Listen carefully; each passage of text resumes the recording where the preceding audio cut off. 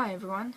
Today is Sunday, March 10th, and it is still very cold and snowy outside, which is why I have this blanket hanging over my window, because my window doesn't keep out cold air very well. Today I'm going to talk a little bit about live-action role-playing, or as it's commonly referred to, LARPing.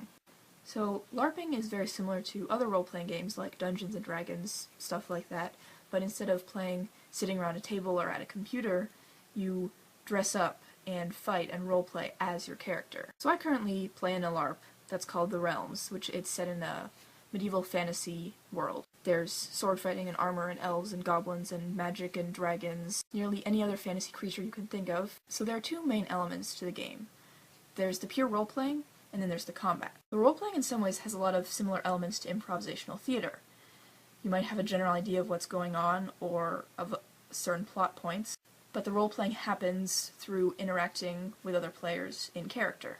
Each player creates a character. You come up with a name, a race, a backstory, a personality, what your character wears. My character is an elf, so I wear these big elf ears. It's pretty cool. It can be really fun to get into character, but sometimes you're in character for so long that it's a little bit disappointing to have to go back to real-world problems like school and homework instead of just dealing with goblins and sorcerers. Sometimes it's easier to just hit things with swords, you know? The game is played through events like quests and tournaments. So let's say we're on a quest. Throughout the quest, we'd probably encounter things like puzzles or other characters we needed to interact with in order to proceed. And we'd definitely encounter monsters or bad guys to fight. So that brings me to the combat. We fight with what are called BOF weapons. They're constructed out of PVC pipe or bamboo along with several different kinds of foam and duct tape. Swords, shields, daggers,